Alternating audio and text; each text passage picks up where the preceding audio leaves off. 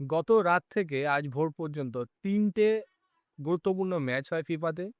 যেখানে ১ম ম্যাচ হয় আর্জেন্টিনার সঙ্গে অস্ট্রিয়া।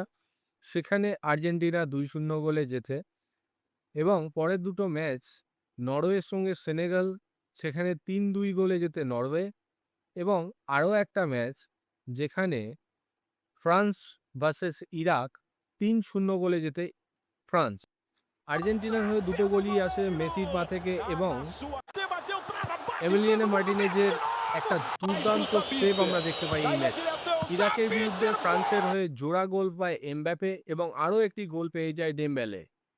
নরওয়ে সেনেগাল ম্যাচে নরওয়ের হয়ে যে ৩টি গোল আসে তার মধ্যে ২টি গোলই করে হ্যালান্ড এবং আরও একটি গোল চলে আসে যেটা করে পেডারসন।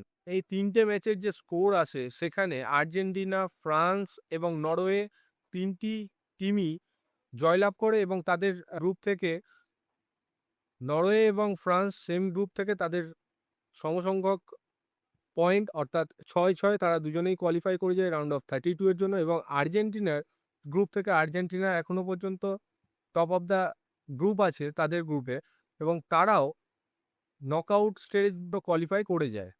গোল্ডেন বুটের জন্য এগিয়ে রয়েছে মেসি ৫ গোল নিয়ে এবং তার ঠিক পরেই রয়েছে কিলিয়ান এমবাপ্পে এবং হালান্ড ৪-৪ গোল নিয়ে। আজকে আরও একটি গুরুত্বপূর্ণ ম্যাচ রয়েছে যেখানে পর্তুগাল উজবেকিস্তানের এগেইনস্টে খেলতে নামবে এবং তারা চাইবে সেখান থেকে পুরো ৩ পয়েন্ট নিয়ে মাঠ ছাড়তে এবং রোনাল্ডোকে যাতে তার টিমের সদস্যরা বল ঠিকমতো পাস করতে পারে এবং বলের জোগান দিতে পারে। সেক্ষেত্রে আমাদের সবার চোখই থাকবে খেলায়। নমস্কার।